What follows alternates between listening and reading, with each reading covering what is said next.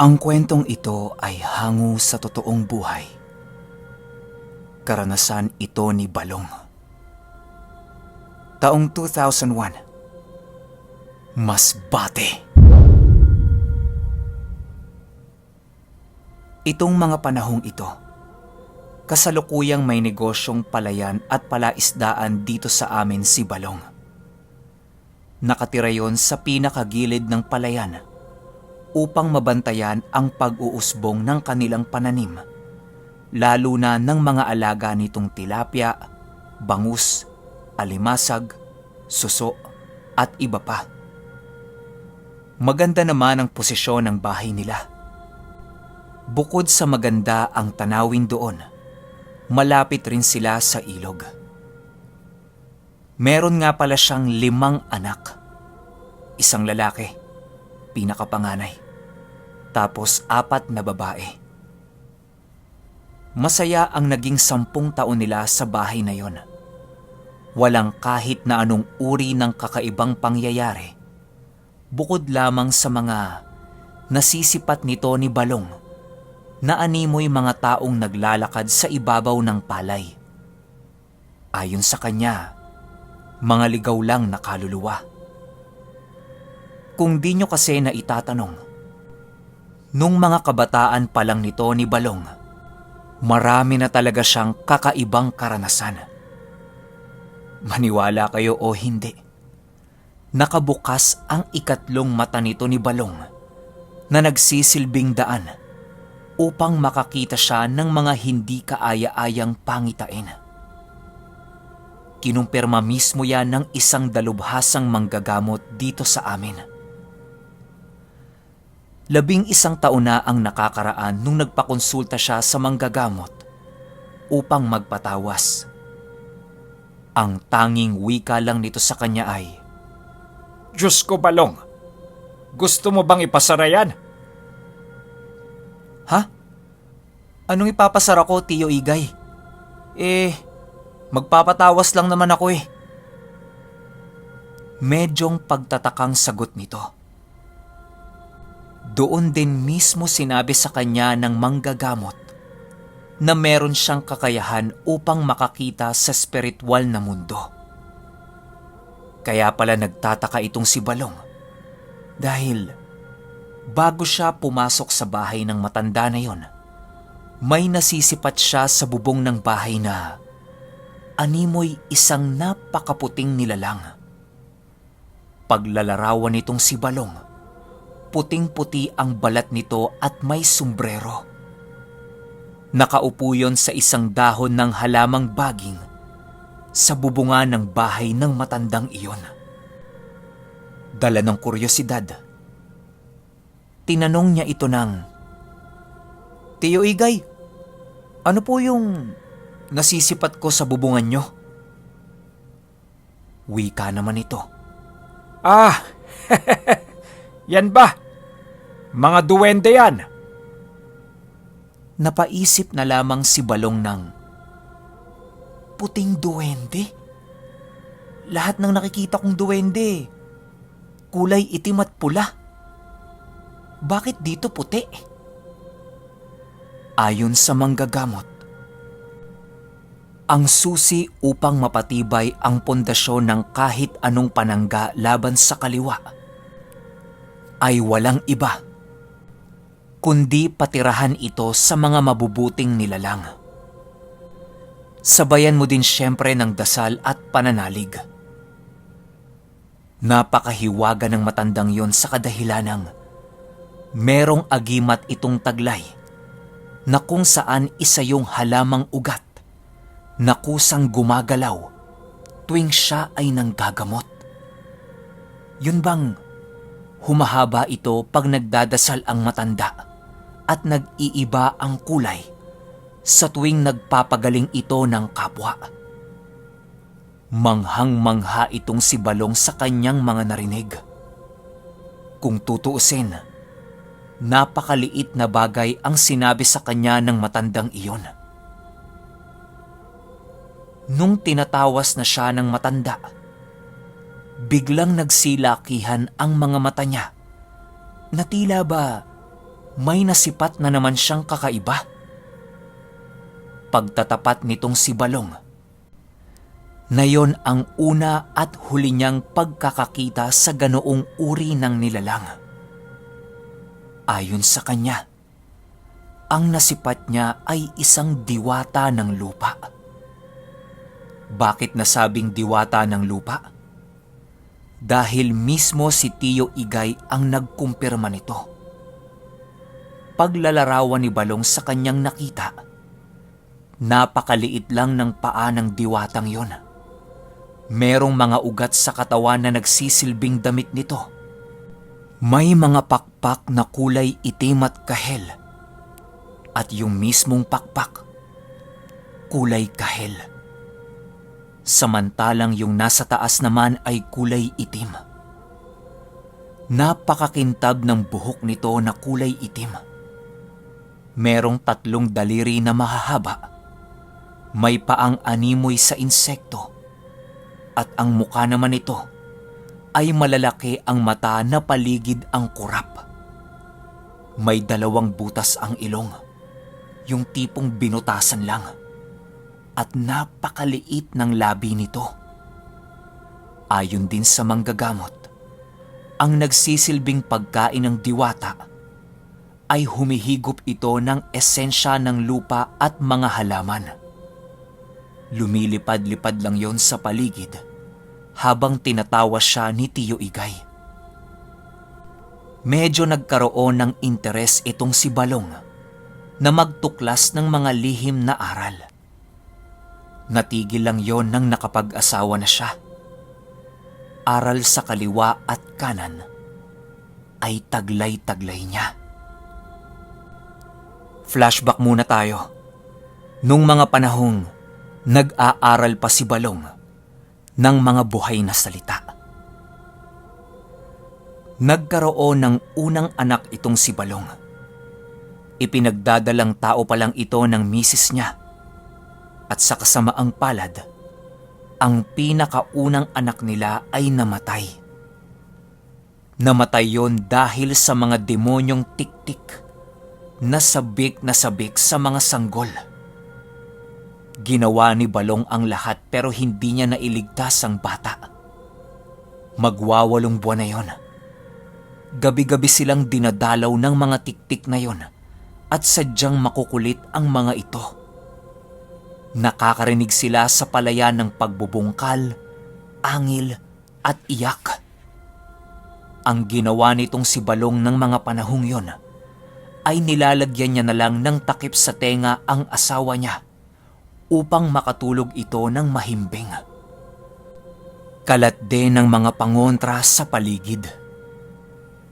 Pero sa hindi inaasahang pagkakataon, ay merong isang tik-tik na isinakripisyo ang buhay nito kapalit ng anak ni Balong. Noong gabi bago mamatay ang panganay niyang anak, animoy may umiiyak sa bubungan. Yun pala, hinigaan ng isa sa mga tik-tik ang bubong ng bahay nila upang malayang maipasok ng kasama niya ang gahiblang dila nito. Huli na nung masipat niya ang napakaliit na dila ng demonyo. Pagkaumaga nun ay laking hinagpis ang bumalot sa bahay nila. Hindi matanggap ni Balong na patay na ang kanyang anak. Maniwala kayo o hindi, bago ilibing ang anak niyang yon, gumawa itong si Balong ng isang napakalaking pagkakamali. Gumawa siya ng ritual upang tawagin ang kaluluwa ng anak niya at puwersahang pabalikin yon sa katawan nito. Ang ginawa niyang ritual ay isang paraan ng tawag kalag.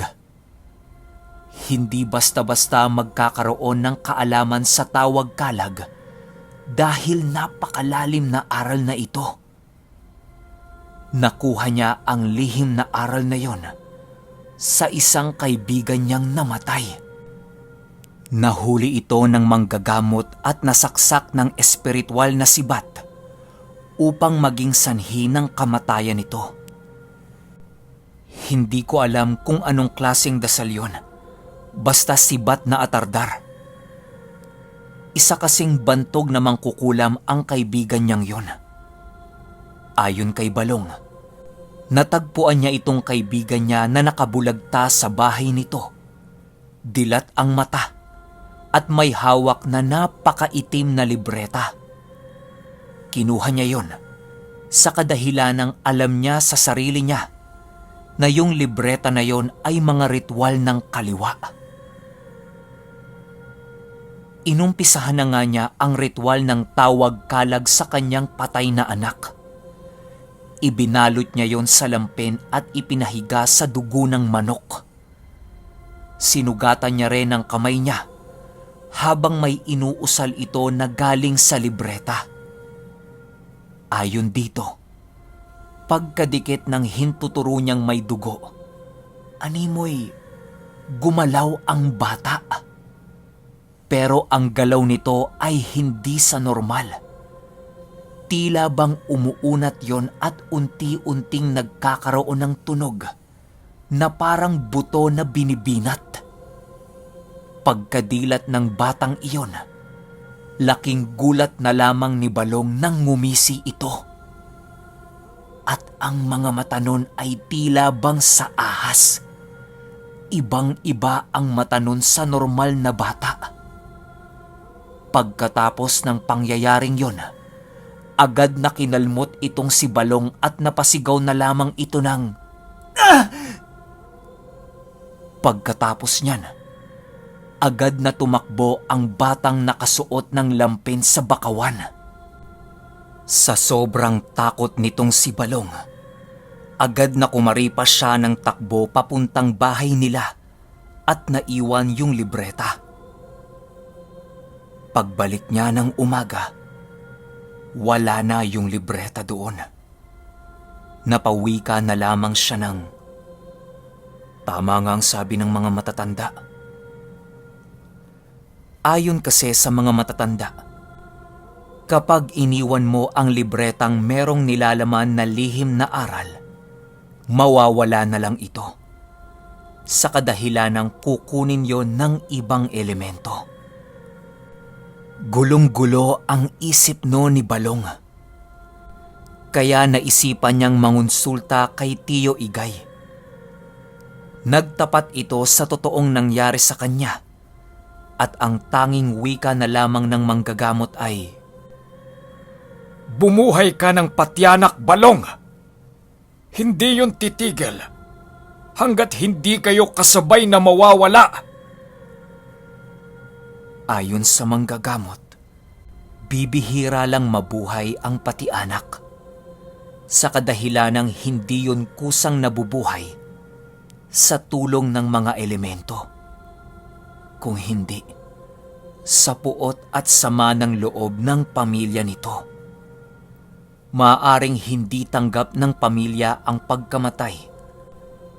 At maaari ding naghahanap ng pagkakataong makapaghigante ang sino mang miyembro sa pamilya nito sa mga gumawa ng kademonyohan sa bata.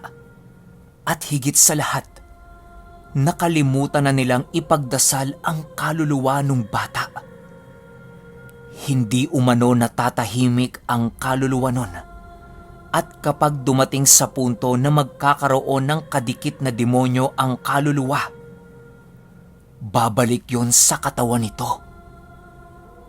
Yung ginawa ni Balong ay pagtawag ng kaluluwang hindi nabasbasan ng Panginoon. Kaya lapitin talaga yon ng mga demonyo. Wika na lamang ng matanda. Oh, ito Balong. Dalhin mo itong telang ito. Nakapaloob dyan ang mga kinakailangan mo para matahimik ang demonyong yon. Makalipas ang ilang oras, umuwi na nga itong si Balong. Dali-dali siyang nagtapat sa nangyari sa kanya nung mga nakaraang gabi sa asawa niya. Yung asawa nun, Gulat na gulat. Sumapit na ang gabi. At yun nga ang nangyari. Nang hindi inaasahan, magbabandang 9:00 pa lamang ng mga oras na yon, nang makarinig si Balong ng ungaw. Yung tipong umiiyak na bata, pero parang sa matanda ang boses na nagsasabay-sabay. Grabe ang angil na yon. Nakakapanindig balahibo talaga. Matapos nun ay nag-usal itong si Balong. Puro proteksyon ang ginawa niyang orasyon. Naglagay din siya sa pintuan ng dahon ng talong at badyang. Saboy ng asin, langis, at tubig na may dasal. Matapos yan, ay nakikiramdam lang siya sa paligid. 10:00 na ng gabi. Napansin nitong si Balong na animoy. Merong tumatakbo palibot sa bahay nila. Nararamdaman niya ito dahil rinig na rinig niya ang mga dahong parabang inaapakan. Napakabilis ng pag-ikot ng nilalang na yon sa bahay nila. Sinasabayan pa nito ng pagkalmot sa mga dingding. Kahit sementado ang pader ng bahay, nakakalmot pa rin ito. Alam nyo naman yung tunog ng semento na pag merong naggagasgasan, ganon na ganon ang tunog at sinasabayan pa ng iyak at pag-aangil. Hindi na makagalaw sa takot itong si Balong. Lalo pa nang marinig niyang nagwika yung bata sa labas ng, Tay, susunduin ko na kayo.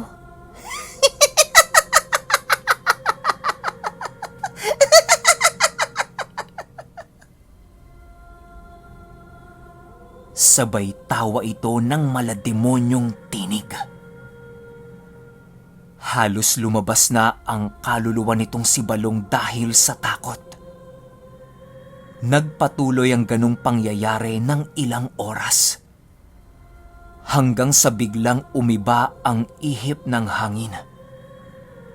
Yung kaninang pinamamatyagan lang ni Balong ay unti-unti nang umaakyat sa bubong ng bahay nila hanggang sa makapasok ito.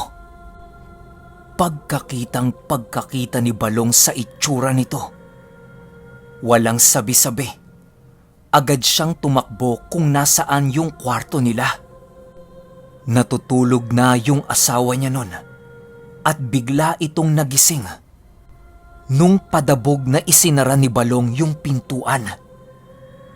Pagkasara niya ng pinto, nagwika ang nilalang ng, Tay, ayaw mo bang masilayan ang anak mo?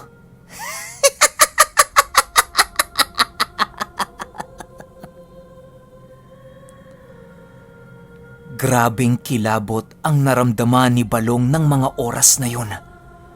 Dahil saksing buhay siya sa anyunong nilalang. Paglalarawan niya, nasa katawan yon ng namatay nilang anak, pero nakalabas ang mga buto nito sa likod. Napakahaba din ng mga kamay nito na may matatalim na kuko. Nangingitim na rin ang balat nito at meron na itong nagtatalasang ngipin. Di pa nga natatanggal ang pusod nito dahil nakita yon mismo ni Balong. Nakangisi pa nga yun nung tinitigan siya. Hanggang sa kumaririt na yung kuko noon sa kahoy na pinto nila.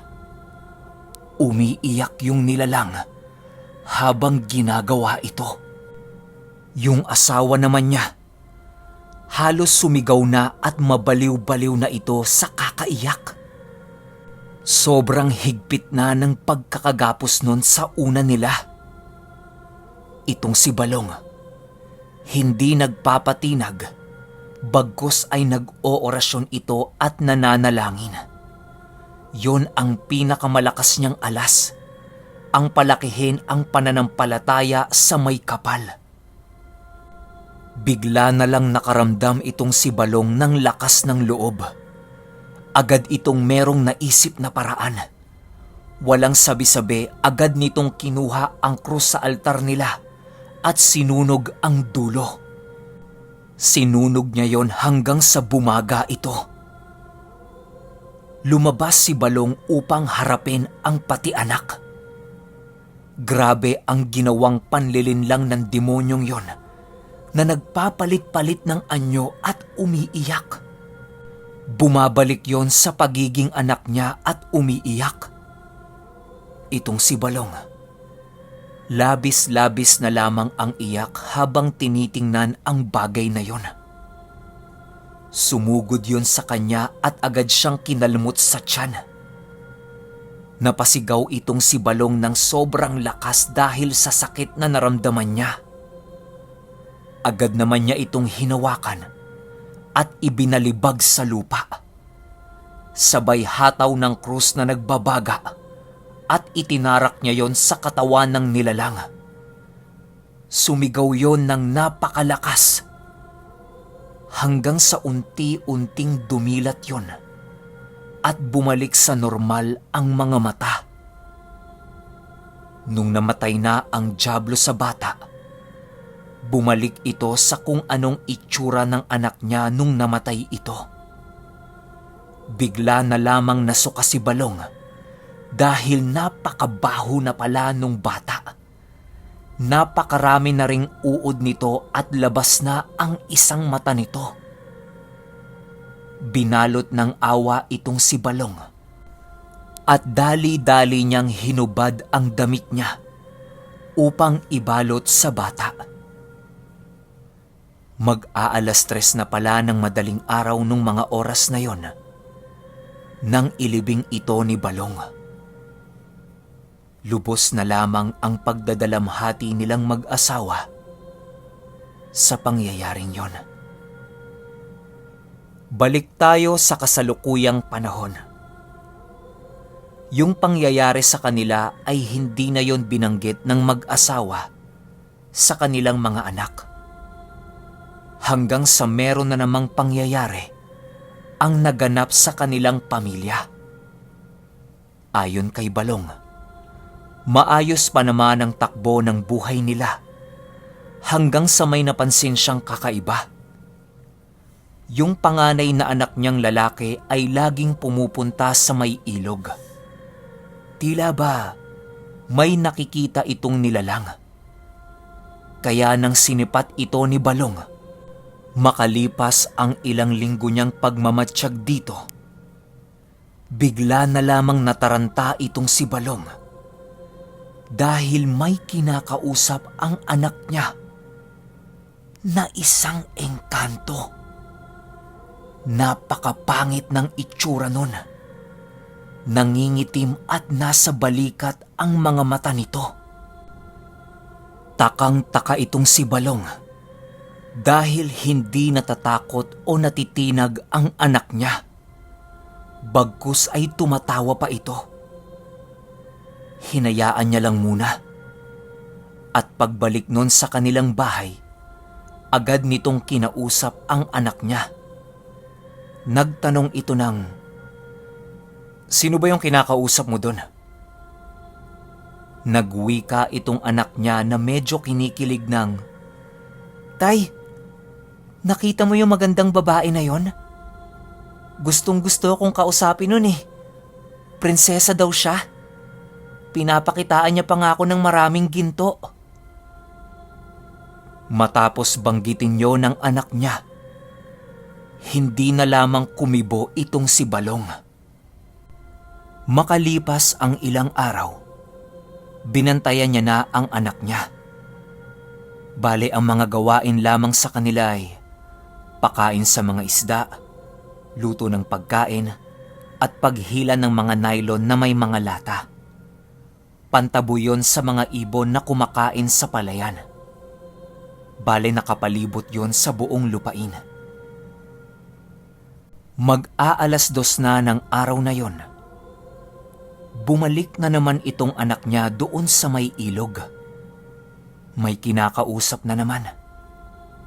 Bilang may alam itong si Balong, agad na nagpalipad hangin siya ng mga pantigalpong orasyon at mga basag sa pambulag. Matapos nun ay napasigaw yung anak niya at hindi makagalaw. Agad naman itong nilapitan ni Balong at dali-daling nag-usal ng sumpa ng langit. Tigalpo ang inabot ng nilalang na yon at walang sabi-sabi. Agad niyang ikinulong ang engkanto na yon sa may bote at binasag yun. Ayon sa matatanda dito sa amin, pag meron kang kinulong na espiritu o nilalang sa bote, ang tanging naghihintay lang sa mga ito ay kamatayan. Sa kadahilanang di na yun dun makakalabas o makakabalik pa sa dati nitong anyo kapag nabasag ang bote. Mamamatay na lang yun. Sobrang galit ng mga engkanto noon kay Balong at palagi siya nitong dinadalaw sa panaginip. Dahil sa nangyari, tila ba inulan ng kamalasan itong si Balong. Lahat ng negosyo nila ay nalugi. Namatay din yung asawa niya at bunsong babae. Nagbigti ang mga ito nang walang makitang dahilan. Matapos yun, unti-unti nang nabalot ng kadiliman ang bahay nila. Hanggang sa napagpasyahan na ni Balong na lumipat na ng tirahan. Naging kapuspalad ang mga ito. At isang kain, isang tuka lang sila sa bawat araw. Tanggap na ni Balong ang nangyari sa kanya. At ang tanging magagawa na lamang niya ay humiling ng awa sa may kapal. Yan ang napakasakit na inabot ng buhay ni Balong.